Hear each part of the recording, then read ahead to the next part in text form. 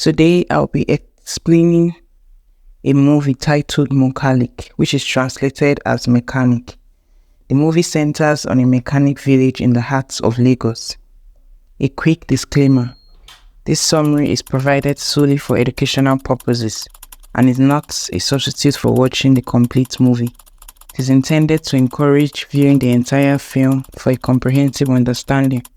To download or watch the movie, please check the link in the description below, and if you haven't subscribed to our channel yet, don't forget to do so.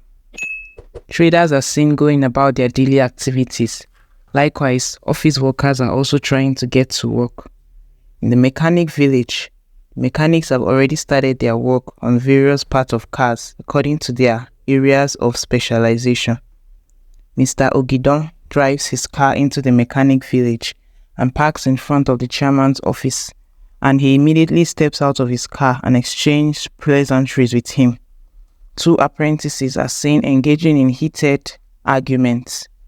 Mr. Ogida calls for his son, Ponmile, to step out of the car and greet.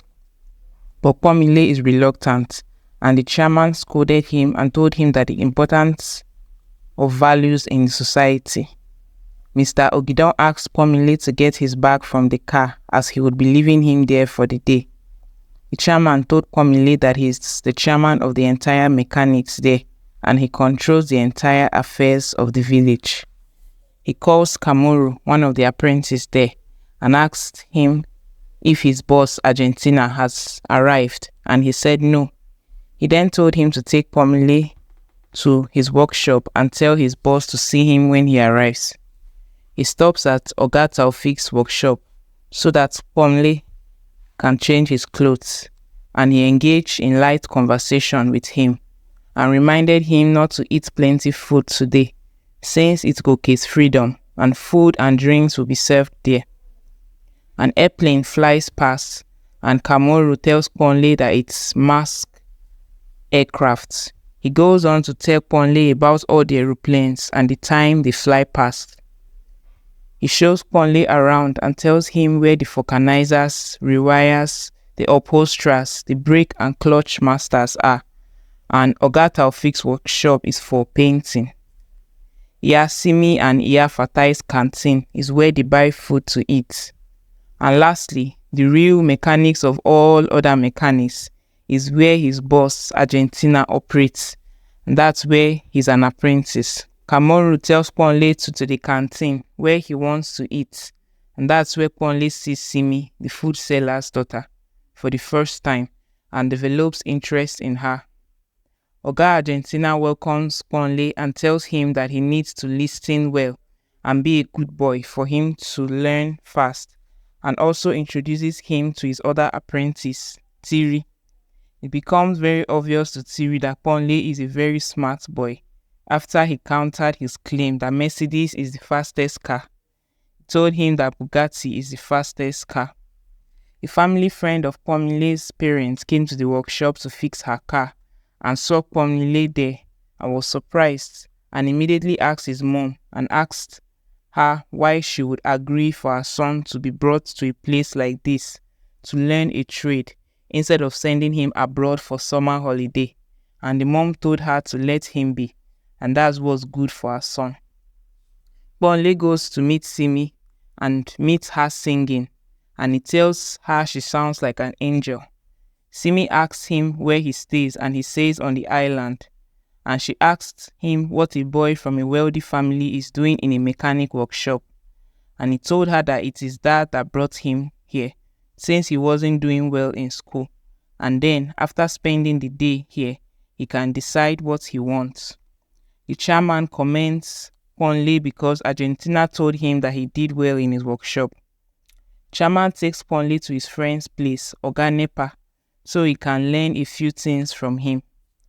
Nepa told Kunle that he's a rewire and he specializes in all the electrical aspects of a car, and that's why he's called Nepa. He introduces him to his apprentice, Erukutu, and asks him to teach him how to work on an alternator. After his time there, the chairman came to fetch him and told him that his father had called and asked about him.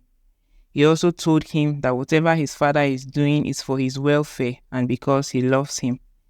He takes him to Taufik's workshop, the painter, but he was a bit reluctant to accept him since he was already having a bad day, and Chairman was ready to take him to Banji, the Panebita's place. But after he saw how smart Kunle is, he changed his mind and agreed to teach him some things. He encounters Simi on his way to buy food for Oga Taufik, and Simi advises him and told him to choose a path he wants to take in life and be serious about it and pay attention to it. And Ponle tells Simi that he would love to marry a girl like her when he grows older. Kamoru and Erukutu are seen fighting, and everyone gathers to separate them, and it's discovered that they are fighting because of Simi.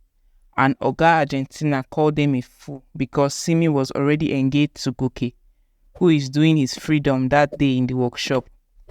During Goke's freedom, Kunle experiences the whole process for the freedom and even danced and had fun.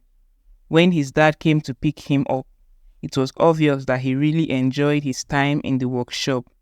And when his dad asked him if he had chosen what he wanted to do, he said he would like to continue his apprenticeship on weekends and when he's on holiday from school. The place of learning a trade in today's society cannot be overemphasized, and it's obvious that Kunle is a wise boy for choosing to combine his education with handwork.